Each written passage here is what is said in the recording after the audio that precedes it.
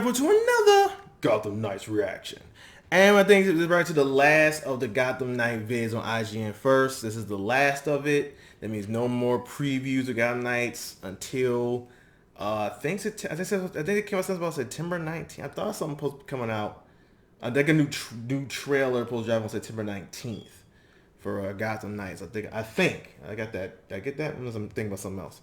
Other than that, this is basically it for all the previews, all the insights. Basically, none more until October 21st. When we finally got hands on this goddamn game.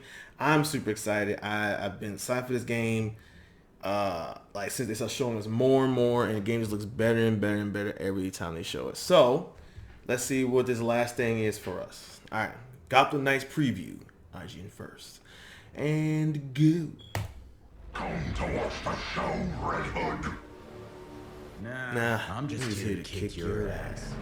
As part of our visit to Warner Bros. Games Montreal, we got to see a lot of Gotham Knights being played, but we weren't able to go hands-on with the game ourselves, and that makes a traditional preview a little difficult. Without having had a controller in our hands, it's hard to say how combat, working through missions, or making gear choices feels. And with that in mind, this preview will be a little more structural. With the help of the game's developers, we'll walk you through how Gotham Knights is put together, revealing brand new information about the open world, how supervillains fold into the fabric of the wider game, the game's neat approach to a day-night cycle, and more. Bang, Barbara.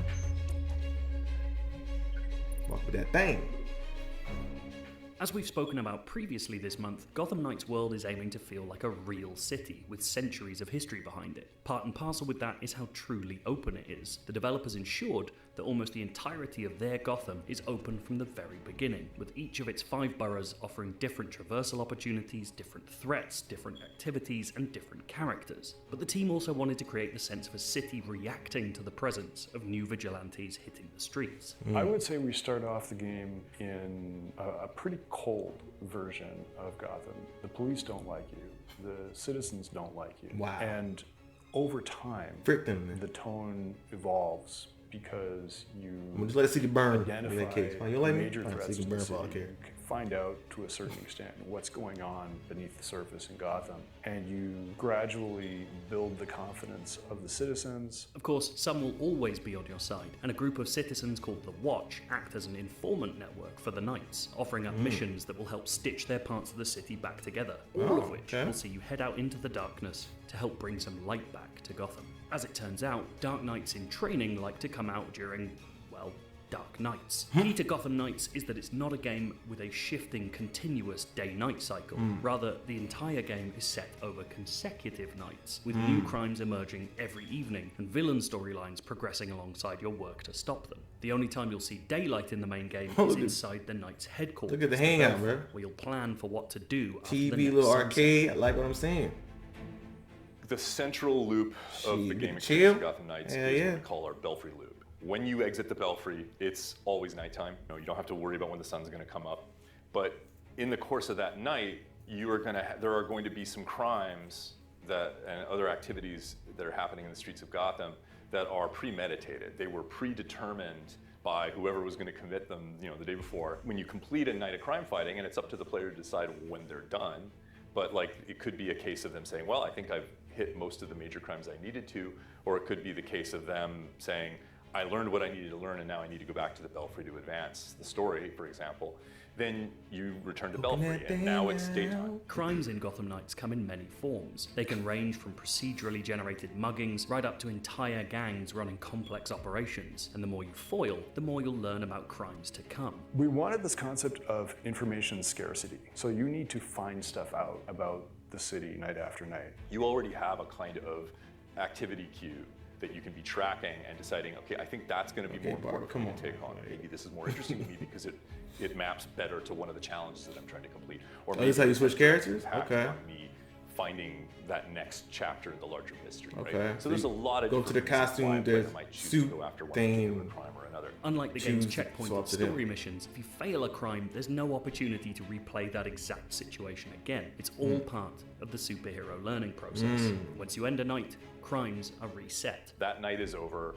The crimes that you didn't solve continued unabated, and now you're in a situation where you can look at what's coming up for the next night. So maybe you've collected enough clues that you're going to know in advance. Oh, there's going to be a heist at the bank, or there's going to be an armored car robbery, or someone's going to try to break somebody out of prison. You know, in addition to that, there's a bunch of things you don't know about, right? There's all of the other crimes that haven't been revealed, and you can find out about them through patrolling. It's a system designed to keep offering new ideas without feeling inauthentic to how a real city might work. But of course, in a comic book city, not all crimes are created equal. Sometimes in your nightly patrols, you'll stumble across information that points to a much bigger, more recognizable threat. Did you miss me?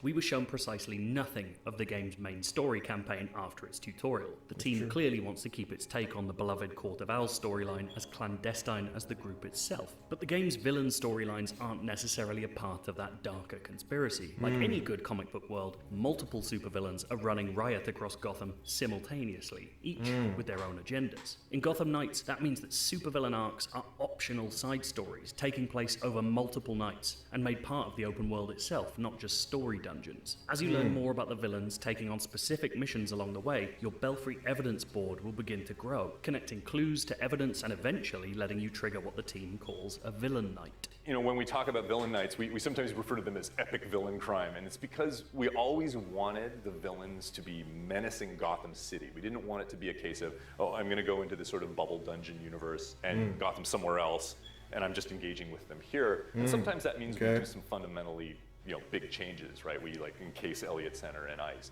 In the case of, one of the later missions in the Harley Quinn arc, Gotham City Hospital is going to be, invaded and is going to be thrown into chaos. While it's very possible that these optional arcs could illuminate the main storyline somehow, the impression we got is that these standalone villains are there to enrich the sense of Gotham as a true comic book city with multiple threats to stave off at one time. And that applies to the town's gangs as well. As we've talked about before, Gotham Knights factions aren't just goons for a supervillain, though they certainly can be. Instead, they populate the city themselves, causing various flavors of mayhem depending on their affiliation. So far, we've seen the Freaks and the Regulators, and some of our footage has made mention of Red Hood's hatred for the mob. Hey look, more scumbag looking for the mobs too. This feeling of criminal elements spreading across the city is intended to get across the endlessness of the superhero's job. You're not able to wipe out a faction from the map, you're simply stymieing their work. You can clean Gotham of crime for a night, but you can never stop it. Even Batman wasn't capable of that, and neither are you. That's true. Practically, that means there will always be crimes to fight and combat to be had, but factions also provide another service. Each one is tied to specific gear, crafting materials, and other unlocks, which you'll use to beef up your heroes.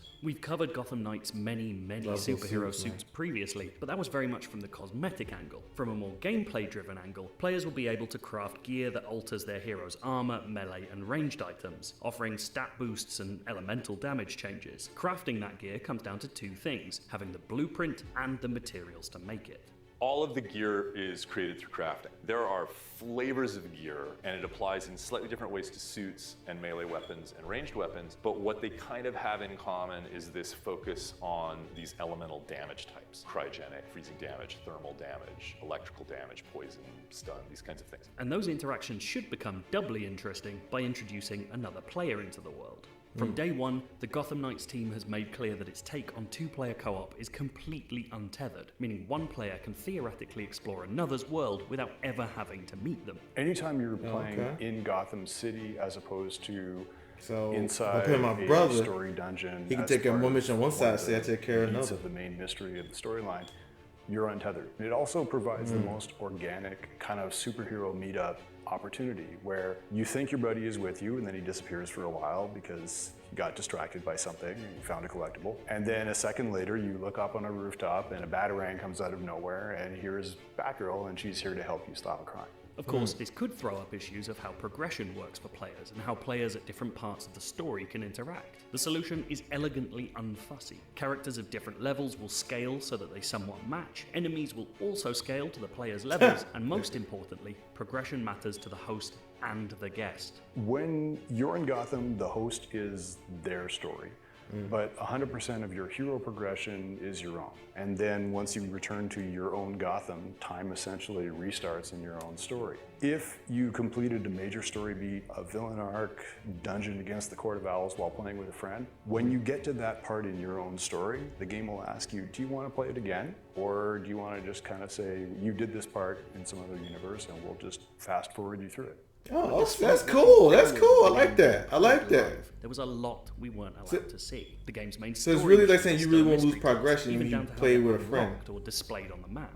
More intriguingly, the team repeatedly made reference to an endgame for Gotham Knights, but steadfastly refused to talk about it. Given the game's action RPG structure, it wouldn't be hugely surprising to find that it included an MMO-style raid of some kind, or, with a focus on the open world as an evolving space, if Gotham itself was materially transformed by the effects of the Court of Owls. We just don't know right now. But the biggest outlier for us is in how the game feels to play for an extended period of time. Combat certainly looks interesting, perhaps a tad heavier than the Arkham series it will be compared to, and with a much bigger focus on using special abilities you've earned along the way. Getting around the city, whether by parkour, grappling hook, bike, fast travel paradrops, or the hero's unlockable abilities, feels like a genuinely fun first affair as well. But Gotham Knights will live and die on how these things string together, and how those smaller moments make its larger structure, those nights of patrols, crime fighting, and clue gathering, feel as compulsive as the team hopes for. There's no doubting the enthusiasm and belief at the studio, but this game will be made by how it feels once it's finally allowed to be in our hands. This marks the end of our month of IGN First content, but if you want to go all the way back to the start, we've got 16 minutes of the opening gameplay from the game. We've also got a big feature on how the team made a brand new version of Gotham City. If you guys want to go back and see my reactions to all the IGN First vids of Gotham Knights, make sure you check them out. I might put them in a playlist. I mean, you guys don't have to, but I might put them in a playlist just for the heck of it, just so y'all can have something to go towards. So I'm gonna be searching through my whole channel. I really gotta make playlists for a lot of my videos, J-pop, K-pop reactions, so y'all want to be going through all the whole page, especially if you're only looking for specific videos. Well, there you guys have, man. That marks the end of all the IGN First. I have had fun with all the stuff they shown at IGN, man. I'm super excited to play this game come 2 months, bro. It's literally the last day of August, so we're literally about to hit in the 1 month mark of Gotham Knights. Starting tomorrow, so we'll be about to hit that official 1 month, or it'll still be 2 months. It'll still be 2 months. It'll still be 2 months to Gotham Knights. Very excited, bro.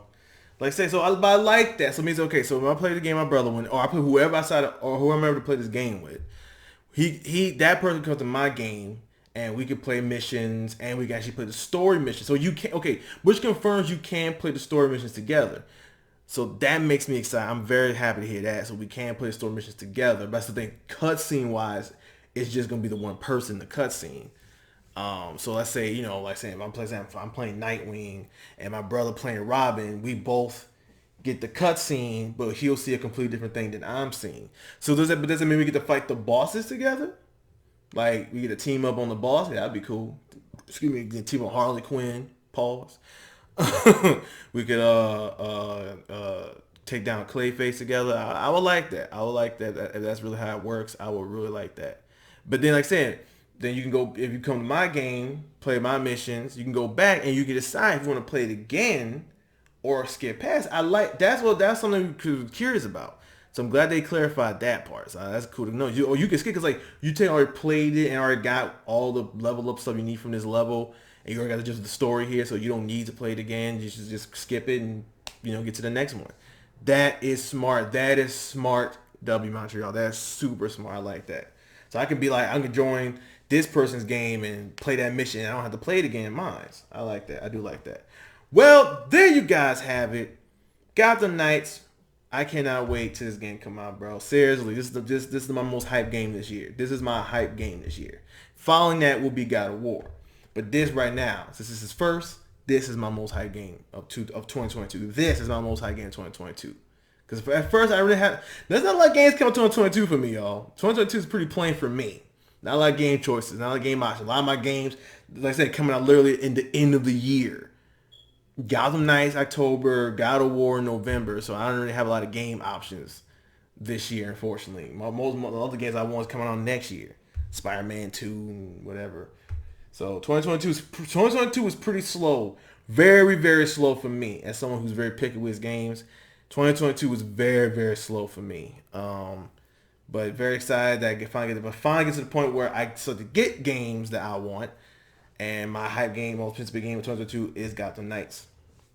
But alright, y'all.